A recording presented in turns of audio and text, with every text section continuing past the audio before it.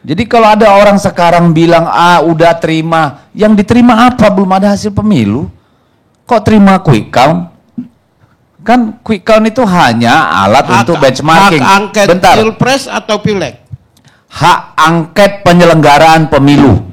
Nah, secara politik, maka dengan hak angket itulah menjelaskan penyelidikan secara menyeluruh, transparan, ke publik, dan biasanya angket itu terbuka secara transparan.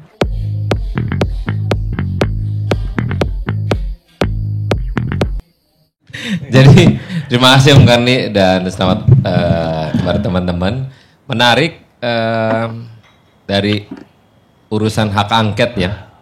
Kita to the point aja. Sebenarnya hak angket ini jangan alergi.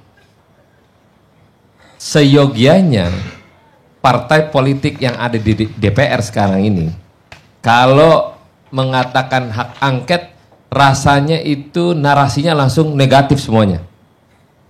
Padahal kalau ini dijunjung sama-sama semua partai politik di DPR untuk melegitimasi dari hasil pemilu dan dinyatakan bahwa tidak ada apa-apa dalam penyelidikan, kan keren sebenarnya. Kenapa dibilang keren? Karena itu adalah pembuktian secara terbuka. Kalau mekanisme KPU, pemilihan umumnya lewat KPU, Bawaslu, dan MK. Tapi lewat politiknya di DPR, itu melalui hak angket. Saya tadi di DPR setelah Rapim Komisi 3, di doorstop saya bilang, harusnya teman-teman yang lain, partai politik yang ada di DPR ini jangan alergi dengan upaya untuk hak angket. Sayang kalau teman-teman yang lain menganggap ini adalah untuk menghambat seseorang atau merusak tatanan seseorang. Nah, ini rangkaian pemilu yang kita ikutin selama, saya 3 kali ya ikutin pemilu dari 2014. Ini adalah pemilu yang sangat brutal, yang gak jadi dipastikan orang yang pertama adalah gak punya duit. Itu pasti. Yang punya duit aja belum tentu jadi, apalagi gak punya duit. Tapi karena kita mengajarkan semua dengan pragmatis, masyarakat, itu angka yang kalau dibilang money politik tadi Pak Pinege, seyogianya kita ini ngelihat tapi nggak bisa berkata-kata. Saya sebagai politisi, pelakunya juga. Jangan dibilang, oh saya anti money politik. Bohong, bohong. Hati-hati Mas. Pasti ada Bawaslu, ini pengakuan. Kenapa?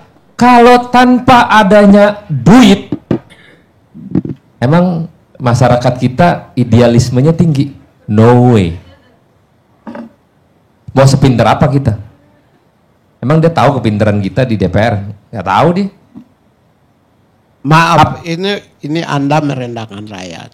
Rakyat tidak selalu, maaf ya.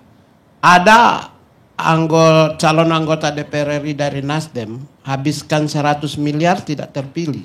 Ini informasi dari sesama anggota di dapil yang sama yang saya dapat.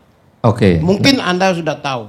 Karena itu jangan tidak semua rakyat Anda bisa bayar. 100 miliar satu orang calon anggota DPR RI dari Nasdem.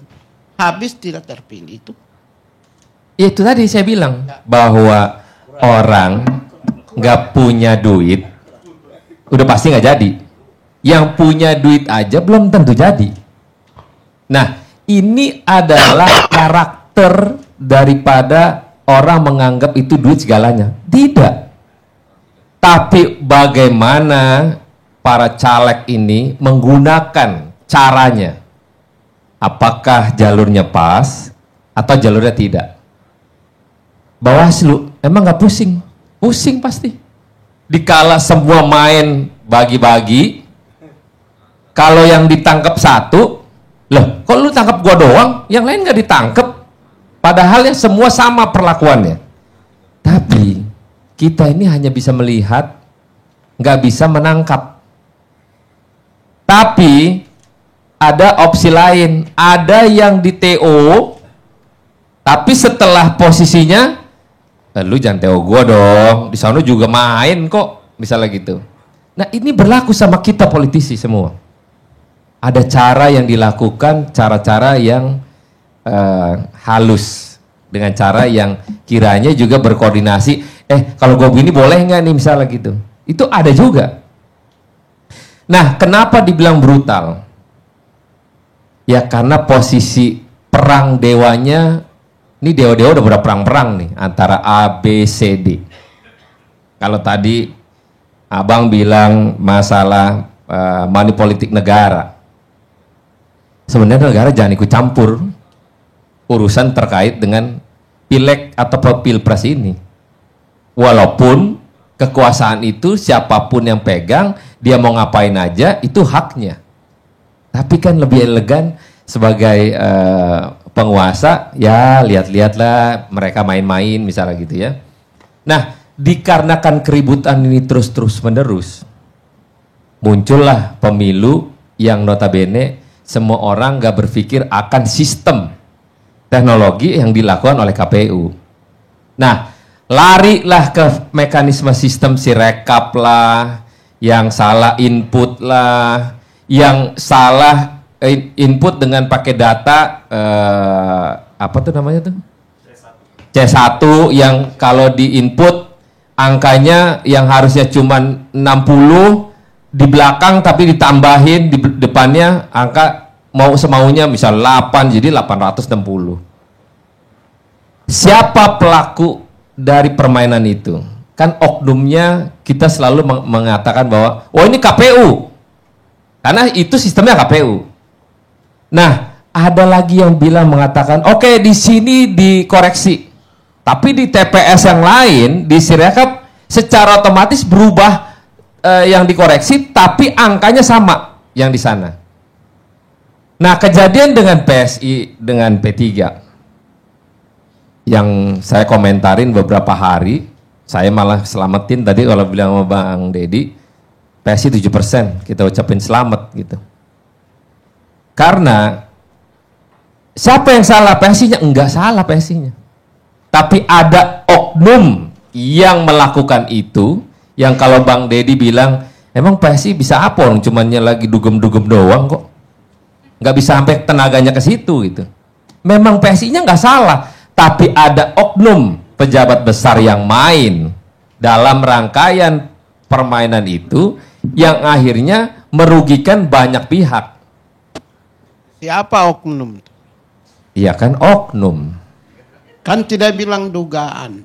Iya kan Tadi oknum. kan bilang oknum. Ya harusnya. Iya kan kalau namanya oknum siapa aja. Nah kan dugaan Oknum itu kan pasti manusia. Oknum itu penyelenggara pemilu. Enggak, yang enggak bisa juga. menguasai penyelenggara pemilu. Belum tentu. Belum tentu. Yang pasti oknum itu manusia, itu aja. Kan sesuai dengan undang-undang penyelenggara pemilu bukan di pemerintah. Lah, karena independen mereka, maka permainan yang dilakukan adalah para mereka yang tahu cara mainnya. Kita sebagai politisi taunya cuma pusaran di pileg aja. Oh, ya udah ya, cobalah di TPS itu siapa nih 300 misalnya tadi Om Miftah bilang, oh ya 300 kan nggak mungkin semua masuk 300. Ada yang nggak hadir. Yang nggak hadir, taruh, siapa yang nggak hadir? Penambahannya berapa angkanya? Nah itu yang dibolak-balik. Kalau akhirnya itu yang dipermainkan dalam posisi secara nasional, maka pasti kenaikannya signifikan. Nah, sekarang kita tidak meributkan pilpres, karena pilpresnya udah dianggap udah lagi pada percaya dengan quick count. Kalau Bang Dedi tadi bilang kalau pilpres posisinya harus percaya, tapi kalau pileg nggak dipercaya. Ada dua, Kalau pilpres boleh dipercaya quick count-nya, tapi kalau yang pileg nggak boleh dipercaya. Nah, kalau tadi bilang bahwa oh Nasdem mah enak, kita itu dari pertama pileg dihitung, itu angkanya sudah berubah. 942, 943, 946, 9, angkanya nggak berubah kalau Nasdem. Jadi kalau serata-rata di quick count yang sudah ada di televisi, mestinya dia tidak jauh-jauh gitu. Ya angka naik turunnya tuh 0,0 aja persentasinya. Tapi kan ini ada lonjakan, dikala ada yang naik, dikala ada yang turun. 4 hari gua komentarin, gua kencengin, turun dia. Lagi mana tuh? Dari 313 jadi 312. Ini lucu juga ya. Pada saat orang rame-rame nyorotin, toto turun. Tiba-tiba P3 naik dikit. Nah dikala turun berarti kan kita nggak nyangka, nggak duga bahwa dua partai ini lagi main-main, tapi angkanya di antara dua itu. Nah muncullah Gelora yang sekarang diributin. Loh karena Gelora juga naik loh. Ya tapi naiknya gitu-gitu aja dia. Nggak mencapai dalam target yang di standarin. Nah tapi lagi-lagi bahwa kita sebagai pelaku pemilu, kita melihat ini sebagai anak muda, politisi anak muda, merasa bahwa kok gini banget ya situasi yang kondisinya tidak nyaman pada posisi terkait dengan politik. Yang dewa-dewa lagi pada diem-diem, ini kan gimana caranya ngomporin semua pihak untuk melakukan pemanasan sebelum masa pengumuman. Ya kita berharap pengumuman tanggal 20 Maret besok, Nasdem baru akan bersikap secara resmi oleh Ketua Umum. Nah kenapa sekarang seolah-olah Nasdem itu maju mundur? Enggak. Kita menunggu tanggal 20 Maret setelah pengumuman baru disikapi langsung perintahnya Ketua Umum kepada fraksi di DPR. Tapi Nasdem tidak lari dan tidak lari dari apa yang diperintahkan sebelumnya untuk mendukung hak angket. Bahkan kemungkinan tanda tangan itu didahulukan oleh fraksi. Berapa anggota fraksi sekarang? 59 kita. 59 akan tanda tangan nanti. Tapi tunggu perintah Ketua Umum. Karena tanpa perintah Ketua Umum kita fraksi nggak akan bisa jalan. Nah, ini kenapa kita tetap menjalankan prosesi mekanisme yang sedang berjalan. Karena masyarakat tuh bertanda tanya. Apa sih, kenapa sih ributnya situasional ini antara saat paslon 1, 2, 3 misalnya. Dan keributan yang terjadi di masyarakat. Banyak sekali tuh laporan gue diterimain di Instagram tuh video inilah itulah. Nah kita kadang kasih tahu ke pimpinan komisioner KPU untuk menyelesaikan masalah. Tapi ini udah selesai katanya, udah beres. Oke, kalau penjelasan terus-menerus begitu, tapi tingkatan komplain, tingkatan informasi dari masyarakat tidak selesai, maka penyelesaian masalah ini kita anggap tidak akan pernah selesai kalau tidak diselesaikan secara politik. Dengan cara apa? Ya kalau DPR dengan cara hak angket itu. Nah, tapi lagi-lagi semua proses berjalan dengan seksama. Melalui mekanisme pemilu, ada Bawaslu, ada MK. Nah, itu berproses jalan. Bang mau jalan. nanya, itu nanti di hak angket itu yang ditanyakan apa aja? Nah itu nanti, nggak bisa gue ceritain sekarang dong. Kayaknya tadi gue udah cerita panjang lebar deh soal itu. Jadi ada mekanisme. Saya tambahin sedikit, bukan motong dikit aja.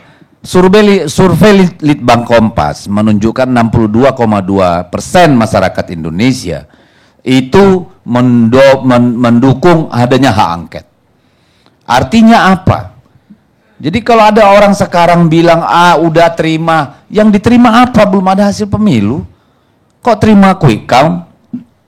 Kan quick count itu hanya alat untuk benchmarking. Hak angket Bentar. pilpres atau pileg? Hak angket penyelenggaraan pemilu. Ya. Jadi makanya saya bilang ngapain kita hak angket pilpres atau pileg? Lawang hasil pemilu aja belum ada, masa mau diangket sih? Dan kalau soal hasil pemilu itu di Mahkamah Konstitusi, Pak. Kan saya udah bilang dari awal. Jadi harap diingat ya, bukan kita tidak terima hasil pemilunya belum ada. Itu satu. Yang kedua, 62% masyarakat menurut Litbang Kompas setuju adanya hak angket. Ini kan artinya parlemen mempunyai legitimasi moral ya berdasarkan kehendak rakyat untuk melakukan hak angket. Oke, Bang Dedi, begini. Saya bukan ya nggak apa-apa, Bang ya. Sebelum nanti sekalian jawab. Saya bukan orang partai politik, saya bukan orang tim sukses, ya. Diri saya sini kebetulan pendukung capres. Saya mau, sebelum hak angket boleh nggak semua menteri ditarik? Kenapa? Berani nggak seluruh menteri ditarik sebelum pengajuan hak angket? Pak Pigai. Kayaknya harus minum kopi dulu Pak Pigai ini. Bukan Karena supaya nggak nyambung. Ini, kalian tuh menunjukkan gentleman. Bukan, Anda nggak nyambung topik yang dibahas. Nanti kita bisa ngomongin itu. Ini juga nyambung dikit lah. Kalau udah bertanya begitu. Nggak benar, kayaknya perlu minum kopi nih. Jadi terkait dengan hak angket yang dimiliki anggota DPR, terkait dengan parliamentary threshold, itu kan jauh antara ke Papua sama Aceh. Jadi jangan salah dulu, dulu. Jadi kita ini bukan nguji itu namanya. Menguji dalam kebodohan itu namanya. Salah. Bang Pigai, kita berdua ini anggota DPR yang existing masih hari ini masih anggota DPR. Jadi jangan ngajarin kita. Ntar salah lagi. Saya mengajar, kalian kan fraksi yang nanti. Iya. Gini Bang. Jadi jangan menjawab deh. Ya, jadi Abang ikutin aja prosesnya. Abang mau ngomentarin tentang hak angket, itu haknya Bang Pigai. No problem. Kita sebagai anggota DPR punya hak menjalankan ini dengan mekanisme yang ada. Tapi kita nggak bisa ceritain landasannya apa, karena pemilunya belum diumumkan secara resmi. Setelah resmi tanggal 20 Maret, para partai politik akan mengambil sikap apa yang mesti dilakukan setelahnya dengan mekanisme yang sudah ada. Tapi kita udah siap-siap semua. Landasan dasarnya apa, ininya apa, kita udah siapin. Nasdem udah siapin, PDIP udah siapin, PKB dan PKS pasti sudah siapin. Nah, ini yang akan dilalui dengan proses mekanisme yang ada.